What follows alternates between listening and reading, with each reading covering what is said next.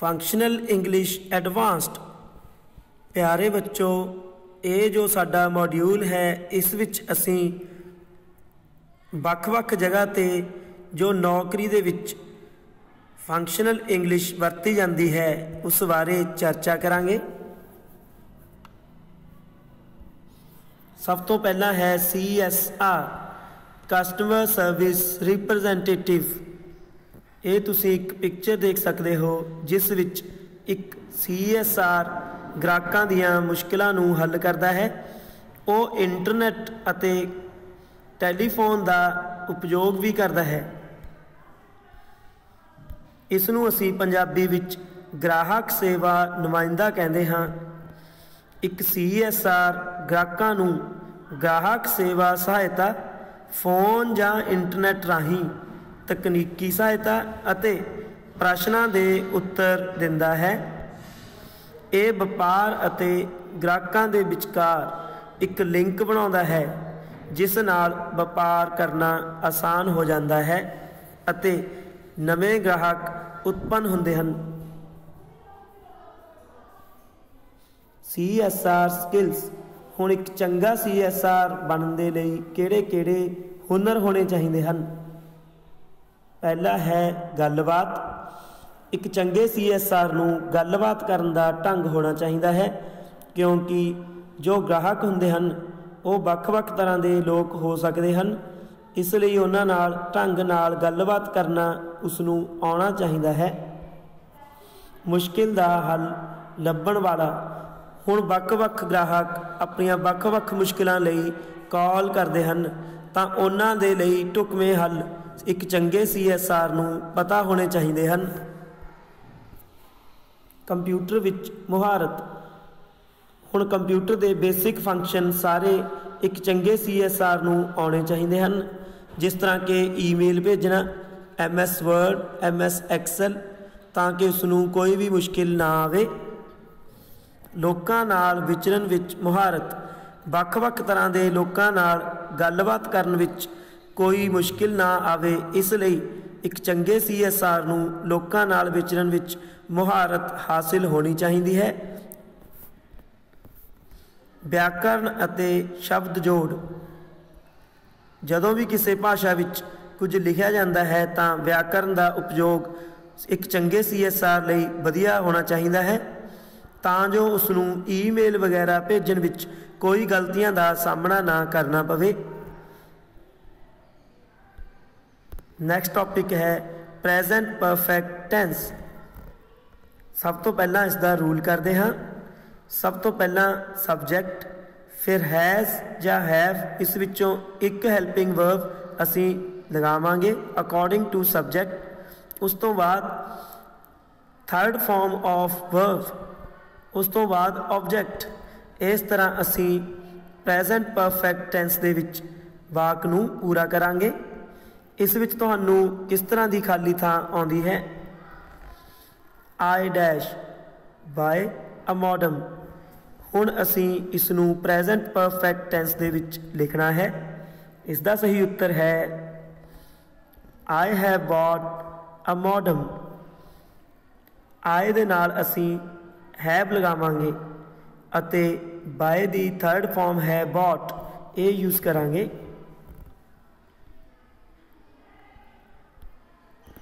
Describing your job. इस विच असी इस तरह के क्वेश्चन पूछ सकते हाँ। वॉट डू यू डू, तुसी की करते हो।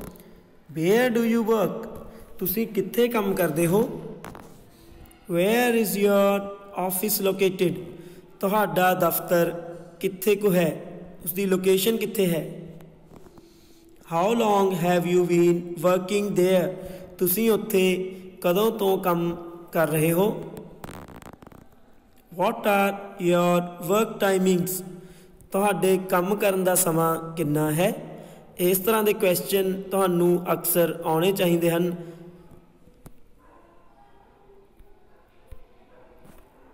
इसदे लई असीं कनैक्टर्स ते कंजंक्शनस जो इंग्लिश ग्रामर दे विच हन उन्हां नूं करांगे। ਅਸੀਂ ਕੁਝ ਸੈਂਟੈਂਸਿਸ ਪੜ੍ਹਦੇ ਹਾਂ। I told her I don't know how to make an omelette, so she offered to show me how।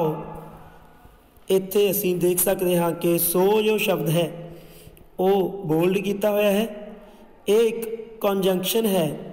Second, I told her I don't know how to make an omelette, then she offered to show me how। ਤਾਂ ਇੱਥੇ then ਸ਼ਬਦ ਇੱਕ connector ਦੀ ਤਰ੍ਹਾਂ ਕੰਮ ਕਰਦਾ ਹੈ। Third, she offered to show me how to make omelette as I didn't know how। ਇੱਥੇ as ਇੱਕ ਕੰਜੰਕਸ਼ਨ ਹੈ। fourth, I didn't know how to make an omelette, therefore she offered to teach me। ਇੱਥੇ therefore ਲੱਗਿਆ ਹੋਇਆ ਹੈ ਜੋ ਇੱਕ connector ਹੈ। ਇਸ ਤਰ੍ਹਾਂ ਅਸੀਂ ਸਹੀ ਸ਼ਬਦ ਦੀ ਪਹਿਚਾਣ ਕਰਕੇ ਕਨੈਕਟਰ ਜਾਂ ਕੰਜੰਕਸ਼ਨ ਨੂੰ ਲਗਾਉਣਾ ਹੈ। ਹਦਾਇਤ, ਹੇਠਾਂ ਬਾਕਸ ਵਿੱਚ ਦਿੱਤੇ ਜੋੜਕ ਕੰਜੰਕਸ਼ਨਾਂ ਦੀ ਵਰਤੋਂ ਕਰਕੇ ਖਾਲੀ ਥਾਵਾਂ ਭਰੋ। ਕੁਝ ਜੋੜਕ ਕੰਜੰਕਸ਼ਨਾਂ ਦੀ ਵਰਤੋਂ ਦੁਬਾਰਾ ਕੀਤੀ ਜਾ ਸਕਦੀ ਹੈ, ਜਿਸ ਤਰ੍ਹਾਂ ਕਿ ਅਸੀਂ ਉੱਪਰ ਜੋ ਖਾਲੀ ਥਾਵਾਂ ਭਰੀਆਂ ਹਨ, ਜੋ ਬੋਲਡ ਅੱਖਰ ਹਨ, ਉਹ ਆਨਸਰ ਅਸੀਂ ਇਹਨਾਂ ਦੇ ਵਿੱਚੋਂ ਲਿਖ ਸਕਦੇ ਸੀ। ਇਹ ਸਾਰੀਆਂ ਕੰਜੰਕਸ਼ਨਸ ਹਨ ਅਤੇ ਕਨੈਕਟਰਸ ਹਨ। ਅਪਲਾਈਂਗ ਫॉर ਲੀਵ, ਜਦੋਂ ਅਸੀਂ ਜੌਬ ਕਰਨ ਲੱਗਦੇ ਹਾਂ ਤਾਂ ਉਸ ਸਮੇਂ ਸਾਨੂੰ ਕਦੇ ਛੁੱਟੀ ਦੀ ਜ਼ਰੂਰਤ ਪੈਂਦੀ ਹੈ, ਤਾਂ ਉਸ ਸਮੇਂ ਅਸੀਂ ਕਿਸ ਤਰ੍ਹਾਂ ਆਪਣੀ ਇੱਕ ਲੀਵ ਨੂੰ ਅਪਲਾਈ ਕਰਨਾ ਹੈ ਉਹ ਅਸੀਂ ਇਸ ਮੋਡਿਊਲ ਵਿੱਚ ਸਿੱਖਾਂਗੇ। ਲੀਵ ਨੂੰ ਅਪਲਾਈ ਕਰਨ ਦੇ ਵਿੱਚ ਦੋ ਢੰਗ ਹੋ ਸਕਦੇ ਹਨ। ਇੱਕ ਆਫਲਾਈਨ ਮੈਥਡ ਹੋ ਸਕਦਾ ਹੈ, ਇੱਕ ਈਮੇਲ ਦੁਆਰਾ ਅਸੀਂ ਛੁੱਟੀ ਅਪਲਾਈ ਕਰ ਸਕਦੇ ਹਾਂ। ਸਭ ਤੋਂ ਪਹਿਲਾਂ ਅਸੀਂ ਇੱਕ ਐਪਲੀਕੇਸ਼ਨ ਦੇ ਬਾਰੇ ਗੱਲ ਕਰਾਂਗੇ। ਇਸ ਦੇ ਵਿੱਚ ਅਸੀਂ ਪਹਿਲਾਂ ਡੇਟ ਲਿਖਾਂਗੇ। ਡੇਟ ਲਿਖਣ ਦਾ ਸਟਾਈਲ ਜੋ ਹੈ ਇੱਥੇ ਦਿੱਤਾ ਹੋਇਆ ਹੈ, ਤੁਸੀਂ ਇਸ ਨੂੰ ਧਿਆਨ ਨਾਲ ਵੇਖੋ। ਇਸੇ ਤਰ੍ਹਾਂ ਹੀ ਡੇਟ ਨੂੰ ਤੁਸੀਂ ਲਿਖਣਾ ਹੈ। 21 ਜੁਲਾਈ 2009। ਉਸ ਤੋਂ ਬਾਅਦ ਅਸੀਂ ਕਿਸ ਨੂੰ ਜੋ ਛੁੱਟੀ ਲਈ ਐਪਲੀਕੇਸ਼ਨ ਭੇਜਣੀ ਹੈ, to the manager computer services department. ਜੋ ਤੁਹਾਡਾ ਡਿਪਾਰਟਮੈਂਟ ਹੈ ਉਹਨਾਂ ਦੇ ਹੈੱਡ ਨੂੰ ਅਸੀਂ ਜੋ ਐਪਲੀਕੇਸ਼ਨ ਹੈ ਲੀਵ ਦੇ ਲਈ ਉਹ ਭੇਜਣੀ ਹੈ। ਸਬਜੈਕਟ, ਹੁਣ ਵਿਸ਼ਾ ਲਿਖਿਆ ਜਾਵੇਗਾ, ਰਿਕੁਐਸਟ ਫॉर ਲੀਵ। ਉਸ ਤੋਂ ਬਾਅਦ ਡੀਅਰ ਮੈਮ ਸਰ। ਫਿਰ ਅਸੀਂ ਉਸ ਤੋਂ ਬਾਅਦ ਛੁੱਟੀ ਦੇ ਲਈ ਡੇਟ ਅਤੇ ਉਸ ਦਾ ਕਾਰਨ ਹੈ ਜੋ ਉਹ ਲਿਖਾਂਗੇ ਅਤੇ ਅੰਤ ਦੇ ਵਿੱਚ ਅਸੀਂ ਧੰਨਵਾਦ ਕਰਾਂਗੇ, ਥੈਂਕਿੰਗ ਯੂ, ਰਿਗਾਰਡਸ। ਉਸ ਤੋਂ ਬਾਅਦ ਅਸੀਂ ਆਪਣਾ ਨਾਮ, ਇੰਪਲੋਏ ਆਈਡੀ ਔਰ ਆਪਣਾ ਡਿਪਾਰਟਮੈਂਟ ਲਿਖਾਂਗੇ। ਇਸ ਤਰ੍ਹਾਂ ਅਸੀਂ ਇੱਕ ਲੈਟਰ ਦੇ ਦੁਆਰਾ ਜੋ ਲੀਵ ਐਪਲੀਕੇਸ਼ਨ ਹੈ ਉਹ ਅਸੀਂ ਆਪਣੇ ਜੋ ਬੌਸ ਹਨ ਉਹਨਾਂ ਤੋਂ ਲੈ ਸਕਦੇ ਹਾਂ ਜਾਂ ਅਪਲਾਈ ਕਰ ਸਕਦੇ ਹਾਂ। ਨੈਕਸਟ ਹੈ ਲੀਵ ਥਰੂ ਈਮੇਲ। ਹੁਣ ਈਮੇਲ ਦੇ ਵਿੱਚ ਅਸੀਂ ਕੀ ਲਿਖਦੇ ਹਾਂ? ਸਭ ਤੋਂ ਪਹਿਲਾਂ ਟੂ ਦੇ ਵਿੱਚ ਅਸੀਂ ਉਸ ਪਰਸਨ ਦਾ ਈਮੇਲ ਐਡਰੈਸ ਲਿਖਦੇ ਹਾਂ ਜਿਸ ਤੋਂ ਅਸੀਂ ਛੁੱਟੀ ਅਪਰੂਵ ਕਰਾਉਣੀ ਹੋਵੇ। ਸੀ ਦੀ ਫੁੱਲ ਫਾਰਮ ਕਾਰਬਨ ਕਾਪੀ ਹੈ। ਅਸੀਂ ਇੱਕ ਤੋਂ ਜ਼ਿਆਦਾ ਪਰਸਨ ਨੂੰ ਇਸ ਦੇ ਵਿੱਚ ਈਮੇਲ ਕਰ ਸਕਦੇ ਹਾਂ। ਕਾਰਬਨ ਕਾਪੀ ਦਾ ਮਤਲਬ ਹੈ ਜੋ ਤੁਸੀਂ ਈਮੇਲ ਟੂ ਵਾਲੇ ਨੂੰ ਪਰਸਨ ਨੂੰ ਕਰ ਰਹੇ ਹੋ ਉਸ ਦੀ ਸੇਮ ਇੱਕ ਕਾਪੀ ਸੀ ਵਾਲੇ ਪਰਸਨ ਨੂੰ ਭੇਜੀ ਜਾਵੇਗੀ। ਉਸ ਤੋਂ ਬਾਅਦ ਸਬਜੈਕਟ ਹੈ, ਉਸ ਵਿੱਚ ਅਸੀਂ ਵਿਸ਼ਾ ਲਿਖਾਂਗੇ ਕਿ ਅਸੀਂ ਲੀਵ ਕਦੋਂ ਲੈਣੀ ਹੈ, ਕਿੰਨੇ ਦਿਨਾਂ ਦੀ ਲੈਣੀ ਹੈ। ਉਸ ਤੋਂ ਬਾਅਦ ਨੀਚੇ ਇਸ ਦੀ ਬਾਡੀ ਲਿਖੀ ਜਾਵੇਗੀ। ਇਸ ਦੇ ਵਿੱਚ ਅਸੀਂ ਡੀਅਰ ਸਰ ਜਾਂ ਮੈਮ ਲਿਖ ਕੇ ਉਸ ਤੋਂ ਬਾਅਦ ਵੀ ਛੁੱਟੀ ਲੈਣ ਦਾ ਕਾਰਨ ਕੀ ਹੈ ਅਤੇ ਕਦੋਂ ਤੋਂ ਕਦੋਂ ਤੱਕ ਅਸੀਂ ਛੁੱਟੀ ਲੈਣੀ ਹੈ ਅਤੇ ਫਿਰ ਅਸੀਂ ਮੁੜ ਦੁਬਾਰਾ ਜੁਆਇਨ ਕਦੋਂ ਤੋਂ ਕਰਨਾ ਹੈ ਉਹ ਸਾਰਾ ਵੇਰਵਾ ਦੇਵਾਂਗੇ। ਉਸ ਤੋਂ ਬਾਅਦ ਯੋਰਸ ਸਿੰਸੀਅਰਲੀ, ਫਿਰ ਆਪਣਾ ਨਾਮ ਲਿਖਾਂਗੇ, ਫਿਰ ਆਪਣਾ ਜੋ ਡਿਪਾਰਟਮੈਂਟ ਹੈ ਉਹ ਦੱਸਾਂਗੇ ਅਤੇ ਅੰਤ ਦੇ ਵਿੱਚ ਅਸੀਂ ਇੰਪਲੋਏ ਆਈਡੀ ਜਾਂ ਇੰਪਲੋਏ ਕੋਡ ਮੈਂਸ਼ਨ ਕਰਾਂਗੇ। ਫਿਰ ਇਸ ਤਰ੍ਹਾਂ ਇਸ ਨੂੰ ਪੂਰਾ ਕਰਨ ਤੋਂ ਬਾਅਦ ਇੱਕ ਦੋ ਵਾਰ ਇਸ ਨੂੰ ਪੜ੍ਹਨਾ ਹੈ ਅਤੇ ਉੱਪਰ ਸੈਂਡ ਦਾ ਜੋ ਬਟਨ ਹੈ ਉਸ ਨੂੰ ਦਬਾ ਦੇਣਾ ਹੈ। ਇਸ ਤਰ੍ਹਾਂ ਅਸੀਂ ਈਮੇਲ ਰਾਹੀਂ ਆਪਣੀ ਜੋ ਲੀਵ ਹੈ ਉਸ ਨੂੰ ਅਪਰੂਵ ਕਰਵਾ ਸਕਦੇ ਹਾਂ। ਇਹ ਸਨ ਦੋ ਤਰੀਕੇ। ਨੈਕਸਟ ਹੈ ਇੱਕ ਚੰਗਾ ਟੀਮ ਪਲੇਅਰ ਬਣਨਾ। ਹੁਣ ਇੱਕ ਚੰਗਾ ਟੀਮ ਪਲੇਅਰ ਸਿਰਫ ਗੇਮਸ ਦੇ ਵਿੱਚ ਹੀ ਨਹੀਂ ਬਣਿਆ ਜਾ ਸਕਦਾ, ਬਲਕਿ ਜਿੱਥੇ ਵੀ ਅਸੀਂ ਕੰਮ ਕਰਦੇ ਹਾਂ, ਜਿਸ ਵੀ ਆਰਗੇਨਾਈਜੇਸ਼ਨ ਦੇ ਵਿੱਚ, ਆਫਿਸ ਦੇ ਵਿੱਚ, ਬੈਂਕ ਦੇ ਵਿੱਚ, ਤਾਂ ਉੱਥੇ ਵੀ ਅਸੀਂ ਇੱਕ ਚੰਗਾ ਟੀਮ ਪਲੇਅਰ ਬਣ ਸਕਦੇ ਹਾਂ। ਉਸ ਲਈ ਸਾਨੂੰ ਕੀ ਕੁਝ ਕਰਨਾ ਪੈਂਦਾ ਹੈ? ਪਹਿਲਾ, ਆਪਣੇ ਸਾਥੀਆਂ ਨਾਲ ਚੰਗਾ ਵਿਵਹਾਰ ਕਰੋ। ਜੇਕਰ ਅਸੀਂ ਚੰਗਾ ਵਿਵਹਾਰ ਕਰਾਂਗੇ ਤਾਂ ਹੀ ਅਸੀਂ ਦੂਜਿਆਂ ਤੋਂ ਚੰਗੇ ਵਿਵਹਾਰ ਦੀ ਉਮੀਦ ਰੱਖ ਸਕਾਂਗੇ ਅਤੇ ਸਾਡਾ ਕੰਮ ਬਹੁਤ ਹੀ ਚੰਗੀ ਤਰ੍ਹਾਂ ਹੋਵੇਗਾ। ਆਪਣੇ ਸਾਥੀਆਂ ਨਾਲ ਮਦਦ ਕਰਵਾਉਣਾ। ਜਦੋਂ ਵੀ ਅਸੀਂ ਇੱਕ ਦੂਜੇ ਦੀ ਮਦਦ ਕਰਦੇ ਹਾਂ ਤਾਂ ਕੰਮ ਬਹੁਤ ਹੀ ਆਸਾਨੀ ਨਾਲ ਅਤੇ ਘੱਟ ਸਮੇਂ ਵਿੱਚ ਖਤਮ ਹੋ ਜਾਂਦੇ ਹਨ। ਆਪਣੇ ਸਾਥੀਆਂ ਦੀਆਂ ਮੁਸ਼ਕਿਲਾਂ ਹੱਲ ਕਰਵਾਉਣੀਆਂ। ਜੇਕਰ ਸਾਡੇ ਸਾਥੀ ਨੂੰ ਕਿਸੇ ਜੌਬ ਸੰਬੰਧੀ ਕਿਸੇ ਵੀ ਕੰਮ ਸੰਬੰਧੀ ਕੋਈ ਮੁਸ਼ਕਿਲ ਆਉਂਦੀ ਹੈ ਤਾਂ ਸਾਨੂੰ ਉਸ ਦੀ ਮਦਦ ਕਰਨੀ ਚਾਹੀਦੀ ਹੈ ਕਿ ਉਸ ਦੀ ਮੁਸ਼ਕਿਲ ਨੂੰ ਕਿਸ ਤਰ੍ਹਾਂ ਹੱਲ ਕਰਵਾਉਣਾ ਚਾਹੀਦਾ ਹੈ। ਆਪਣੇ ਸਾਥੀਆਂ ਤੋਂ ਸਿੱਖਣਾ ਅਤੇ ਸਿਖਾਉਣਾ, ਇਹ ਬਹੁਤ ਹੀ ਚੰਗੀ ਇੱਕ ਆਦਤ ਹੈ। ਸਾਨੂੰ ਹਮੇਸ਼ਾ ਸਿੱਖਦੇ ਰਹਿਣਾ ਚਾਹੀਦਾ ਹੈ ਕਿਉਂਕਿ ਜ਼ਿੰਦਗੀ ਇੱਕ ਸਿੱਖਣ ਲਈ ਬਹੁਤ ਅੱਛਾ ਪਲੇਟਫਾਰਮ ਹੈ। ਅਸੀਂ ਇਸ ਵਿੱਚ ਛੋਟੇ ਤੋਂ ਵੱਡੇ ਪਰਸਨ ਤੱਕ ਸਿੱਖਦੇ ਹੀ ਹਾਂ। ਇਸ ਲਈ ਸਾਨੂੰ ਕਿਸੇ ਤੋਂ ਸਿੱਖਣਾ ਜਾਂ ਸਿਖਾਉਣ ਤੋਂ ਪਰਹੇਜ਼ ਨਹੀਂ ਹੋਣਾ ਚਾਹੀਦਾ। ਪ੍ਰੋਨਾਊਨਸ। ਪ੍ਰੋਨਾਊਨ ਉਹ ਸ਼ਬਦ ਹੁੰਦੇ ਹਨ ਜੋ ਕਿਸੇ ਨਾਊਨ ਦੀ ਜਗ੍ਹਾ 'ਤੇ ਵਰਤੇ ਜਾਂਦੇ ਹਨ। ਇਹਨਾਂ ਵਾਕਾਂ ਨੂੰ ਚੰਗੀ ਤਰ੍ਹਾਂ ਪੜ੍ਹੋ ਅਤੇ ਇਹਨਾਂ ਵਿੱਚ ਜੋ ਬੋਲਡ ਕੀਤੇ ਹੋਏ, ਗੂੜ੍ਹੇ ਕੀਤੇ ਹੋਏ ਅੱਖਰ ਹਨ ਉਹ ਤੁਹਾਨੂੰ ਪ੍ਰੋਨਾਊਨ ਬਾਰੇ ਦੱਸਦੇ ਹਨ। ਫਸਟ ਹੈ we need to fight for our rights. ਇਸ ਵਿੱਚ ਵੀ ਅਤੇ ਆਵਰ ਇਹ ਦੋਵੇਂ ਜੋ ਸ਼ਬਦ ਹਨ ਇਹ ਪ੍ਰੋਨਾਊਨ ਹਨ। Second, they should do the work themselves. They ਅਤੇ ਦੈਮਸੈਲਵਸ ਇਹ ਦੋਵੇਂ ਸ਼ਬਦ ਪ੍ਰੋਨਾਊਨ ਹਨ। Third, I have to learn it on my own. ਇਸ ਵਿੱਚ ਵੀ ਆਈ ਅਤੇ ਮਾਈ ਇਹ ਦੋਵੇਂ ਪ੍ਰੋਨਾਊਨ ਹਨ। Fourth, this is my struggle and mine alone. ਇਸ ਵਿੱਚ ਵੀ ਜੋ ਬੋਲਡ ਕੀਤੇ ਹੋਏ ਅੱਖਰ ਹਨ, ਸ਼ਬਦ ਹਨ, ਉਹ ਪ੍ਰੋਨਾਊਨ ਹਨ। ਨੈਕਸਟ ਟੌਪਿਕ ਹੈ IT। IT ਦਾ ਪੂਰਾ ਨਾਮ ਹੈ ਇਨਫੋਰਮੇਸ਼ਨ ਟੈਕਨੋਲੋਜੀ।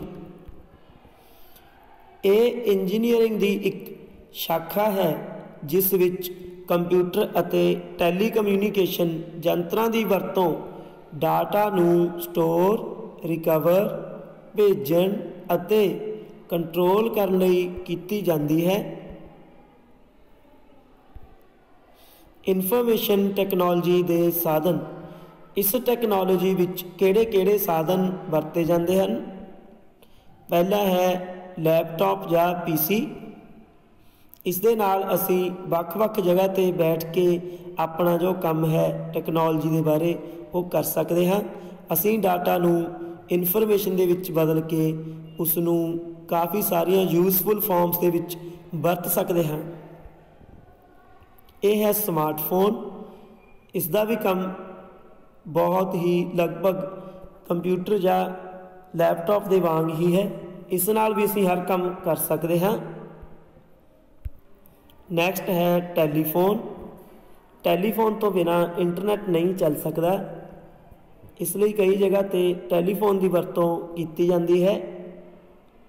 ਜਿਸ ਤਰ੍ਹਾਂ ਕਿ ਅਸੀਂ ਪਹਿਲਾਂ ਵੀ ਦੇਖਿਆ ਹੈ, ਜਿਹੜੀ CSR ਦੀ ਜੌਬ ਹੈ ਉਸ ਵਿੱਚ ਟੈਲੀਫੋਨ ਅਤੇ ਕੰਪਿਊਟਰ ਦੋਵਾਂ ਦਾ ਹੀ ਉਪਯੋਗ ਹੁੰਦਾ ਹੈ ਤਾਂ ਜੋ ਗ੍ਰਾਹਕਾਂ ਦੇ ਨਾਲ ਗੱਲਬਾਤ ਹੋ ਸਕੇ। ਅੱਗੇ ਹੈ ਕੈਮਰਾ। ਇਹ ਹੈ ਡਿਜੀਟਲ ਕੈਮਰਾ। ਇਸ ਨਾਲ ਅਸੀਂ ਤਸਵੀਰਾਂ ਲੈ ਸਕਦੇ ਹਾਂ ਅਤੇ ਉਸ ਨੂੰ ਯੂਜ਼ਫੁਲ ਫਾਰਮ ਦੇ ਵਿੱਚ ਕਨਵਰਟ ਕਰ ਸਕਦੇ ਹਾਂ। ਅੱਗੇ ਹੈ ਇੰਟਰਨੈਟ। इंटरनेट विच असीं बैठे बिठाए एक थां तो दूसरी थां ते अपने फाइल्स विचारां नूं भेज सकते हाँ ਅਤੇ इस नाल होर बहुत सारे ऑनलाइन काम किए जा सकते हैं। ਅਤੇ अंत विच है प्रिंटर। प्रिंटर भी एक इन्फॉर्मेशन टैक्नोलॉजी का साधन है जो एक आउटपुट यंत्र है। इस नाल असी पेजां दे उपर साडे डाटा नूं प्रिंट के रूप विच शाही नाल छाप के कट सकते हैं। इन्हां तो इलावा भी होर बहुत सारे इन्फॉर्मेशन टैक्नोलॉजी के साधन हैं। Uses of information technology. Information technology कित्थे वरती जाती है? इन शॉपिंग मॉल्स।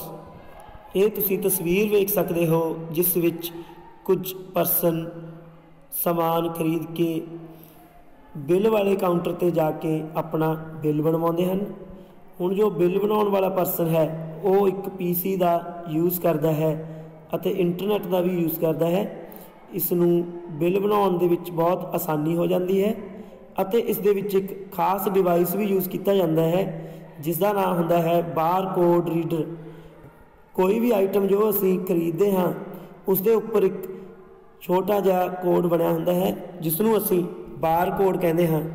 उसनूं स्कैन करन दे नाल इस परसन नूं ये पता लग जाता है कि इसका जो रेट है या इसका प्राइस है वो की है, वो अपने आप ही कंप्यूटर के विच फीड हो जाएगा। सिर्फ गिनती ही लिखनी पैंदी है। इस तरह IT दे नाल ये काम बहुत ही आसान हो जाता है। नैक्सट है इन बैंक्स। हुण असीं बैंक दे विच देखते हाँ बैंक दे विच नवे खाते बनाउणा, उन्हां दी जानकारी नूं संभाल के रखना ਅਤੇ ਖਾਤਿਆਂ ਦਾ बैलेंस ध्यान दे विच रखना, लोन अकाउंट का बैलेंस ध्यान दे विच रखना, पैसे जमा करवाने कढवाने, ये सारे काम हैं जो ये IT दे विच ही आ जाते हैं। असी IT की एप्लीकेशन के लिए ATM जरूर वेख्या होवेगा। ATM दे विच असी पैसे कढवा सकते हाँ। कई ATM इस तरह के भी हैं जिथे पैसे नूं जमा भी करवाया जाता है। इस तरह असी IT का यूज़ बैंकिंग दे विच वेख सकते हाँ। अजकल जिमें इंटरनेट बैंकिंग बहुत ज़्यादा यूज़ करते हैं, उस राही असी घर बैठे बिठाए खरीददारी कर सकते हाँ। एक खाते तो दूजे खाते विच पैसे भेज सकते हाँ, रिसीव कर सकते हाँ, बिजली दे बिल भर सकते हाँ। तो ये सारे काम इंटरनेट बैंकिंग राही असी घर बैठे बिठाए कर सकते हाँ। ये एक बहुत ही वधिया IT का उपयोग है। नैक्सट है इन मैडिकल साइंस। हुण मैडिकल साइंस दे विच की यूज़ होंदे हन? असीं देखते हाँ कि जो अक्सर टैसट होंदे हन डायगनोसिस दे लई वो सारे कंप्यूटराइज्ड होंदे हन। जिस तरह के ब्लड टैसट हैं, कोई CT स्कैन है, MRI है, ये सारे कंप्यूटर नाल रिलेटेड हैं। ये IT की एक बहुत ही वधिया जो उपयोग है। इस नाल डॉक्टर्स नूं बहुत मदद मिलती है तां जो बीमारी लभ सके अते उसका सही समय ते सही इलाज किया जा सके। अगला है इंटरटेनमेंट। असी मनोरंजन के साधन के वजों IT नूं वरत सकते हाँ।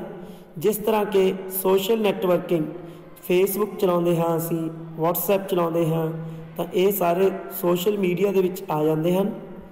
उस तो बाद games, sports, movies, animation, music, ये सारिया जो एप्लीकेशनस हैं IT राही असी एंटरटेनमेंट करने लई वरतते हाँ। ITES सूचना तकनोलॉजी आधारित सेवावां दा की अर्थ है? पहला असी सिर्फ IT बारे ही पढ़िया है, हुण असी पढ़ांगे कि IT दे नाल रिलेटेड जो जॉब्स हैं उन्हां बारे। ITES दा पूरा नाम सूचना तकनोलॉजी आधारित सेवावां हैं।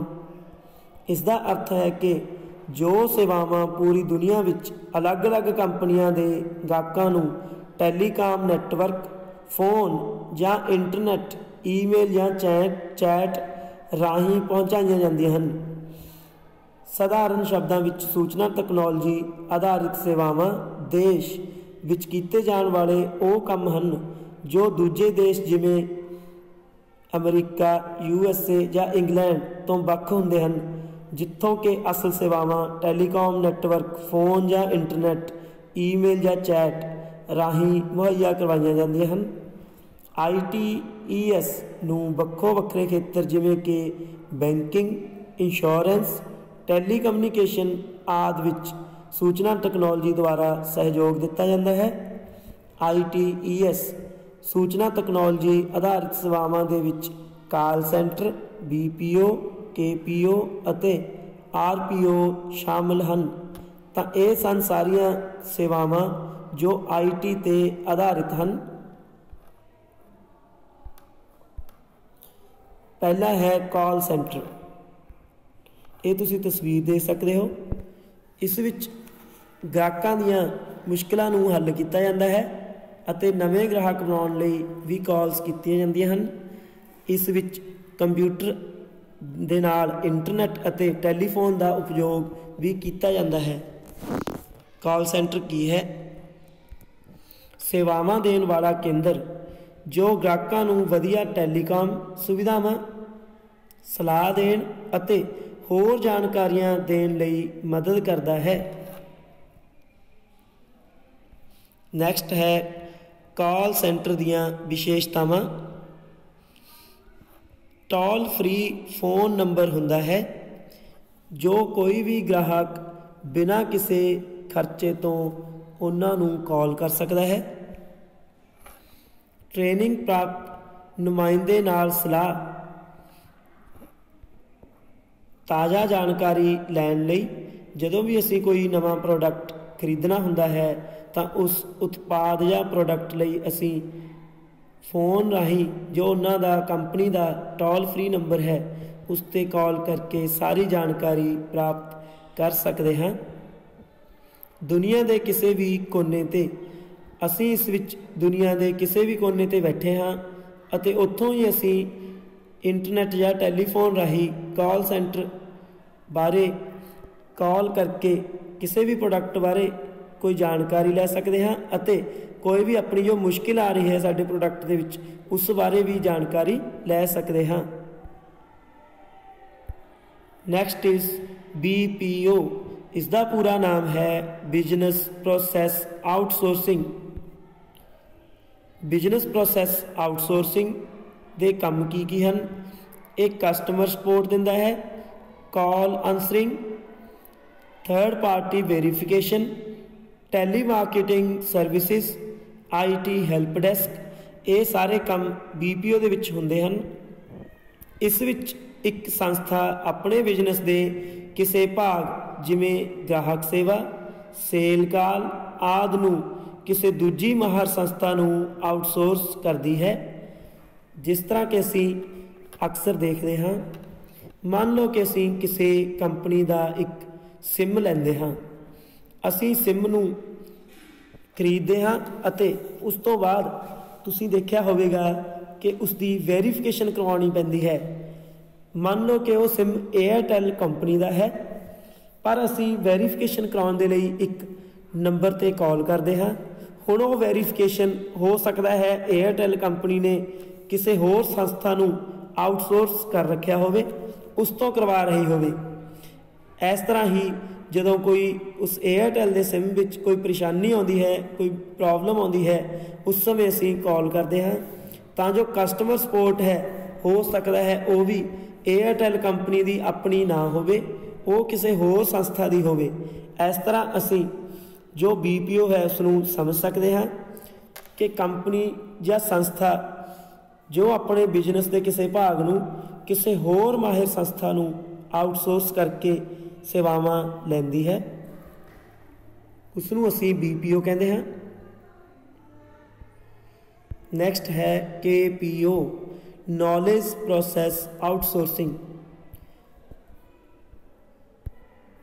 ਇਹ ਵਪਾਰ ਦੇ ਅੰਦਰੂਨੀ ਕੰਮ ਜੋ ਕਿ ਮਹੱਤਵਪੂਰਨ ਹਨ, जिमें खोज ਅਤੇ जानकारी इकट्ठी करने लई आउटसोर्सिंग करना हुंदा है। इस विच एक जो संस्था है वो दूसरी संस्था तो की करवा सकती है? Accounting and audit, MLM, sales, consultancy, printing, product development, IT, insurance, taxations, इस तरह के सारे काम ਜਦੋਂ ਕਿਸੇ ਹੋਰ ਸੰਸਥਾ ਤੋਂ ਕਰਵਾਏ ਜਾਂਦੇ ਹਨ ਤਾਂ ਉਸ ਨੂੰ ਅਸੀਂ KPO ਜਾਂ ਨੌਲੇਜ ਪ੍ਰੋਸੈਸ ਆਊਟਸੋਰਸਿੰਗ ਆਖਦੇ ਹਾਂ। ਅਗਲਾ ਹੈ RPO, recruitment process outsourcing. Recruitment ਦਾ ਮਤਲਬ ਹੁੰਦਾ ਹੈ ਭਰਤੀ। ਜਦੋਂ ਵੀ ਕੋਈ ਨਵੀਂ ਭਰਤੀ ਹੁੰਦੀ ਹੈ ਤਾਂ ਇੱਕ ਸੰਸਥਾ ਕਿਸੇ ਦੂਜੀ ਸੰਸਥਾ ਨੂੰ ਉਸ ਦਾ कॉन्ट्रैक्ट दिंदी है कि दूजी संस्था पहली संस्था लई भर्ती करे। इस दे विच sourcing, screening, interview process management, offer and contract management, employee after care, recruitment analysis, dashboard and reports, man power planning, ये सारे काम जो दूसरी संस्था है वो करती है पहली संस्था दे लई। किसी संस्था के स्टाफ की भर्ती अते भर्ती संबंधी क्रियावां करन लई किसी होर संस्था नूं आउटसोर्स करना, ये RPO का मतलब है। गाहक सेवा काल नूं शुरू करना, ये साडा नैक्सट टॉपिक है। गलबात शुरू करने लई कुछ निमरता वाले वाक। ग्राहक नूं शुभकामनावां देवो, अपनी संस्था का नाम लवो, अपने बारे जानकारी देवो, अपनी मदद बारे पेशकश करो। जिमें असी कहांगे good morning airways travels, Harpreet Kaur speaking, how may I help you. इस तरह असी ये सारिया गल्लां पुछनियां हन। ग्राहक का तुहाडी संस्था विच गलबात करन ते धन्नवाद कहो, अपने बारे जानकारी देवो, अपनी मदद बारे पेशकश करो।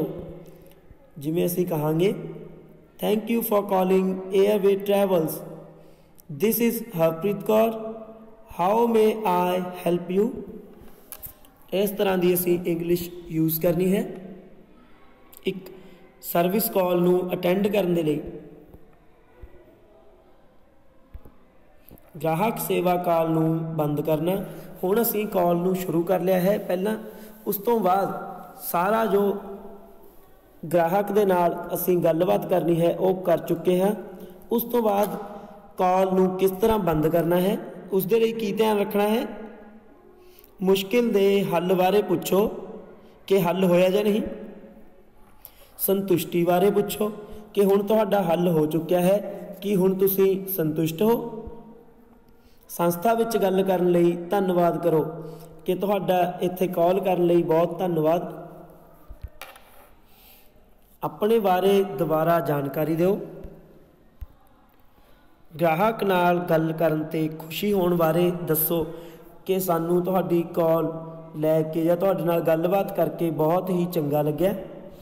इस तरह ग्राहक नूं भी बहुत चंगा लगेगा अते वो होर नवे ग्राहक भी बनावेगा। अंत विच गुड बाय कहो अते काल कट दिओ। ये सन सारे स्टैप जो एक ग्राहक सेवा कॉल नूं बंद करन लई करने पैंदे हन। Adjective and adverb. एडजैक्टिव नूं असीं पंजाबी दे विच विशेषण अते एडवर्ब नूं असीं पंजाबी दे विच किरिया विशेषण कहते हैं। एडजैक्टिव वो शब्द हुंदे हन जो किसी वस्तु, व्यक्ति या स्थान की विशेषता दसे अते एडवर्ब वो वाले शब्द हुंदे हन जो किसी किरिया की विशेषता दसन। इन्हां विच किसी व्यक्ति की नहीं, इस विच किसी किरिया की विशेषता दसी जाती है। इन्हां वाकां नूं पढ़ो। This issue should be solved quickly. हुण इस विच क्विकली शब्द है वो एडवर्ब है। You need to be quick while handling such issues, इस विच क्विक लिखा हुआ है, ये एडजैक्टिव है। I am sure that the work will be completed. इस विच श्योर शब्द है जो वो एडजैक्टिव है अते surely the work will be completed जिस शब्द के नाल ly लास्ट दे विच आउंदा है वो अक्सर एडवर्ब हुंदे हन अते क्रिया की विशेषता दसदे हन। हुण गुस्से वाले ग्राहक नूं किवें संभालना है। कई बार ग्राहक नूं कोई मुश्किल आउंदी है तो वह गुस्से होकर कॉल करता है। वो हो सकता है काफ़ी गुस्से के नाल तुहानूं बोले, पर उसनूं किस तरह संभालना है। सब तो पहला शांत रहो, अपनी वारी की उड़ीक करो अते मित्रतापूर्वक गल करो। मीनस कि तुसीं पहला ग्राहक नूं सुनो, उसनूं बोलण दिओ, उस तो बाद सुनो जो उसकी प्रॉब्लम है उसनूं चंगी तरह सुनो, पहला बोलो कुछ भी ना। फिर मुआफ़ी मंगो कि साडी संस्था वालों असी माफ़ी मंगते हाँ कि तुहाडे नाल इस तरह वापरिया। इस नाल ग्राहक नूं अपनापन महसूस होवेगा अते उसका विश्वास कंपनी विच जां संस्था विच ज़्यादा वधेगा। असी कह सकते हाँ आई अपोलोजाइज दैट। इस तो बाद असी कोई रीज़न है जो इशू है उसनूं कहांगे हैपन्ड। इस तरह असी पूछांगे। इस तरह भी कहा जा सकता है you are right, it's our error and I apologize. कि तुसी ठीक कह रहे हो, ये साडी गलती है इसलिए असी माफ़ी मंगते हाँ। इन्ना कहने दे नाल ग्राहक शांत हो जाता है। उस तो बाद व्याख्या करो। जो भी तुसी कोई एक्शन ले रहे हो उसकी व्याख्या करनी है। ग्राहक के प्रश्नों नूं हल करना। हुण ग्राहक द्वारा कई प्रश्न पूछे जाते हैं तो उन्हां लई ढुकवें हल तुहानूं पहलां पता होने चाहिए हैं। कुछ आम वरतों विच आउण वाले वाक जिन्हां दी तुसीं बहुत ज़्यादा वरतों करोगे वो हन। पहला है how can I help you ma'am sir. Second, is there anything else I can help you with. Third, of course I can help you with that. Fourth, it's my pleasure ma'am sir. Fifth, it was a pleasure serving you ma'am sir. Sixth, I am glad I could help. Is there anything else you would like to know ma'am. इस तरह के असी sentences पूछने होंदे हन, बोलने होंदे हन। ग्राहक के प्रश्नों नूं हल करना। सब तो पहला ग्राहक नूं ध्यान नाल सुनो। ये सुनिश्चित करो कि ग्राहक द्वारा दिती जानकारी सही है, क्योंकि एक प्रभावशाली सुनना भी एक बहुत वधिया कला है।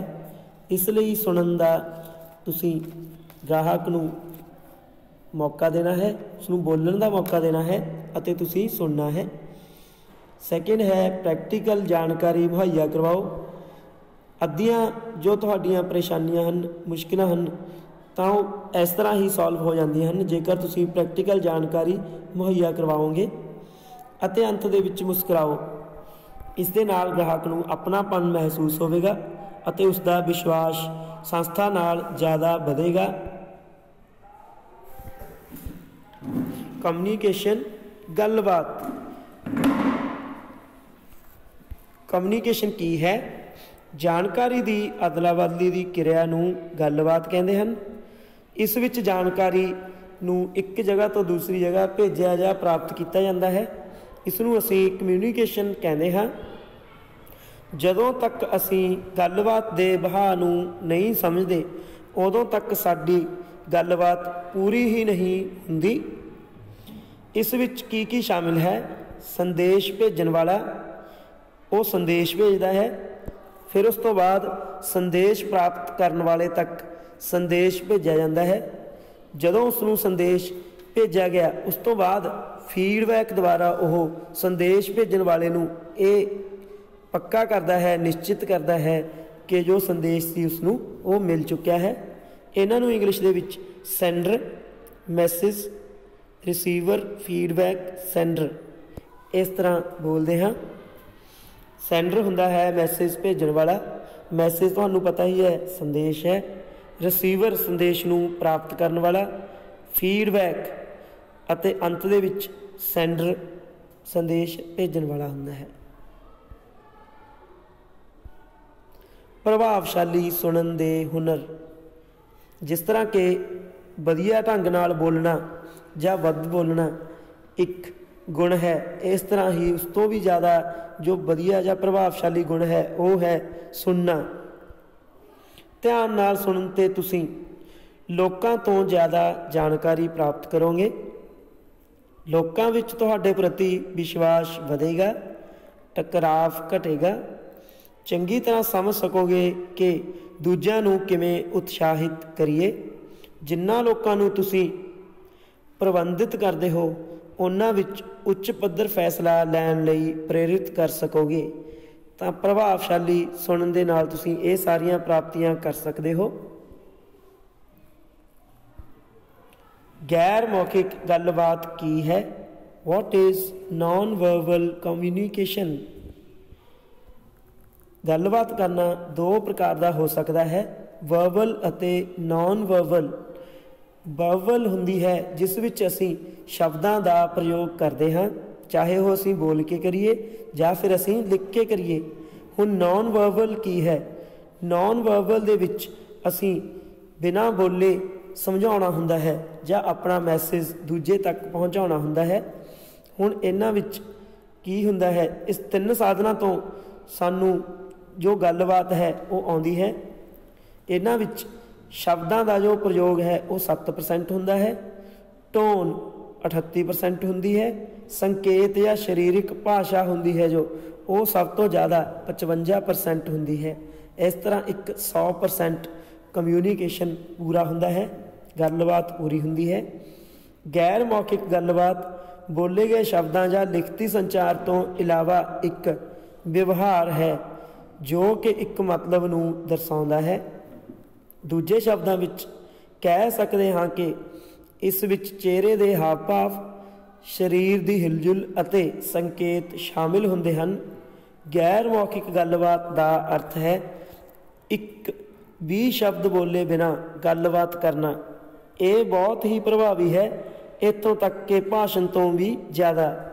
ਜਿਸ ਤਰ੍ਹਾਂ ਕਿ ਅਸੀਂ ਇੱਕ ਉਦਾਹਰਨ ਲੈਂਦੇ ਹਾਂ ਕਿ ਜਦੋਂ ਅਸੀਂ ਕਿਸੇ ਨੂੰ ਬੈਸਟ ਆਫ ਲੱਕ ਬੋਲਦੇ ਹਾਂ, ਕਈ ਵਾਰ ਅਸੀਂ ਆਪਣੇ ਹੱਥ ਦਾ ਅੰਗੂਠਾ ਦਿਖਾ ਦਿੰਦੇ ਹਾਂ ਉੱਪਰ ਵੱਲ ਨੂੰ ਕਰਕੇ, ਤਾਂ ਇਸ ਦਾ ਮਤਲਬ ਹੈ ਬੈਸਟ ਆਫ ਲੱਕ। ਇਹ ਇੱਕ ਨਾਨ ਵਰਬਲ ਕਮਿਊਨੀਕੇਸ਼ਨ ਦਾ ਸੰਕੇਤ ਹੈ। ਜਾਂ ਫਿਰ ਅਸੀਂ ਦੂਜੇ ਸ਼ਬਦਾਂ ਵਿੱਚ ਇਹ ਵੀ ਕਹਿ ਸਕਦੇ ਹਾਂ ਕਿ ਕਈ ਵਾਰ ਅਸੀਂ ਕਿਸੇ ਦੇ ਫੇਸ ਤੋਂ, ਚਿਹਰੇ ਦੇ ਹਾਵ ਭਾਵ ਤੋਂ ਅੰਦਾਜ਼ਾ ਲਗਾ ਸਕਦੇ ਹਾਂ ਕਿ ਉਹ ਵਿਅਕਤੀ ਖੁਸ਼ ਹੈ, ਨਾਰਾਜ਼ ਹੈ, ਗੁੱਸੇ ਵਿੱਚ ਹੈ। ਤਾਂ ਇਹ ਸਾਰੇ ਨਾਨ ਵਰਬਲ ਕਿਊਜ਼ ਹੁੰਦੇ ਹਨ। ਗੈਰ ਮੌਖਿਕ ਸੰਕੇਤ, ਚਿਹਰੇ ਦੇ ਹਾਵ ਭਾਵ ਇਹ ਸੰਕੇਤ ਹੋ ਸਕਦੇ ਹਨ ਜਿਸ ਨਾਲ ਸਾਨੂੰ ਪਤਾ ਲੱਗ ਜਾਂਦਾ ਹੈ। ਸਰੀਰਕ ਭਾਸ਼ਾ, ਜਿਸ ਤਰ੍ਹਾਂ ਕਿ ਅਸੀਂ ਭੀੜ ਦੇ ਵਿੱਚ ਹੁੰਦੇ ਹਾਂ, ਕਈ ਵਾਰ ਸਾਡੀ ਆਵਾਜ਼ ਦੂਜੇ ਤੱਕ ਨਹੀਂ ਪਹੁੰਚਦੀ, ਅਸੀਂ ਹੱਥ ਨਾਲ ਇਸ਼ਾਰਾ ਕਰਦੇ ਹਾਂ ਤਾਂ ਉਹ ਗੱਲ ਸਮਝ ਜਾਂਦਾ ਹੈ, ਇਸ ਨੂੰ ਅਸੀਂ ਸਰੀਰਕ ਭਾਸ਼ਾ ਬੋਲਦੇ ਹਾਂ। ਅੱਖਾਂ ਰਾਹੀਂ ਸੰਪਰਕ, ਇਸ ਨਾਲ ਵੀ ਅਸੀਂ ਇਹ ਪਤਾ ਲਗਾ ਸਕਦੇ ਹਾਂ ਕਿ ਕੌਣ ਕੌਣ ਸਾਡੇ 'ਤੇ ਧਿਆਨ ਦੇ ਰਿਹਾ ਹੈ, ਸਾਡੀ ਗੱਲ ਨੂੰ ਕੌਣ ਕੌਣ ਚੰਗੀ ਤਰ੍ਹਾਂ ਧਿਆਨ ਨਾਲ ਸੁਣ ਰਿਹਾ ਹੈ। ਪਹਿਰਾਵਾ ਅਤੇ ਸਰੀਰਕ ਦਿੱਖ, ਕਿਸ ਤਰ੍ਹਾਂ ਕੋਈ ਵਿਅਕਤੀ ਖੜ੍ਹਦਾ ਹੈ, ਕਿਸ ਤਰ੍ਹਾਂ ਬਹਿੰਦਾ ਹੈ, ਉਸਦੇ ਖੜ੍ਹੇ ਅਤੇ ਬੈਠਣ ਦੇ ਤਰੀਕੇ ਤੋਂ ਸਾਨੂੰ ਜੋ ਉਸ ਬਾਰੇ ਪਤਾ ਲੱਗ ਜਾਂਦਾ ਹੈ ਕਿ ਉਸ ਦੀ ਅਵਸਥਾ ਕਿਸ ਪ੍ਰਕਾਰ ਦੀ ਹੈ। ਅੰਤ ਵਿੱਚ ਹੈ ਸੰਕੇਤ, ਜੈਸਚਰਸ। ਜਿਸ ਤਰ੍ਹਾਂ ਕਿ ਅਸੀਂ ਕਈ ਵਾਰ ਟ੍ਰੈਫਿਕ ਸਿਗਨਲ ਦੀ ਗੱਲ ਕਰੀਏ ਤਾਂ ਟ੍ਰੈਫਿਕ ਸਿਗਨਲ ਦੇ ਜੋ ਬੋਰਡ ਲੱਗੇ ਹੁੰਦੇ ਹਨ ਉਸ ਤੋਂ ਸਾਨੂੰ ਪਤਾ ਲੱਗ ਜਾਂਦਾ ਹੈ ਕਿ ਅੱਗੇ ਸਕੂਲ ਹੈ, ਅੱਗੇ ਰੇਲਵੇ ਲਾਈਨ ਹੈ, ਜਾਂ ਅੱਗੇ ਹੌਸਪੀਟਲ ਹੈ, ਜਾਂ ਅੱਗੇ ਐਲੀਵੇਸ਼ਨ ਜਾਂ ਹੰਪ ਹੈ। ਇਸ ਤਰ੍ਹਾਂ ਸਾਨੂੰ ਪਤਾ ਲੱਗ ਜਾਂਦਾ ਹੈ। ਇਹ ਸਾਰੇ ਗੈਰ ਮੌਖਿਕ ਸੰਕੇਤ ਹਨ। ਇੰਟਰਵਿਊ ਹੁਨਰ, ਹੁਣ ਜਦੋਂ ਅਸੀਂ ਕਿਤੇ ਇੰਟਰਵਿਊ ਦੇਣ ਜਾਂਦੇ ਹਾਂ ਤਾਂ ਉਸ ਸਮੇਂ ਸਾਨੂੰ ਕਿਸ ਤਰ੍ਹਾਂ ਧਿਆਨ ਰੱਖਣਾ ਚਾਹੀਦਾ ਹੈ। सब तो पहला है इंटरव्यू की तैयारी। ये निश्चित करो कि तुसी कपड़े किहड़े पहनने हैं। ये साफ सुथरे होने चाहिए हैं।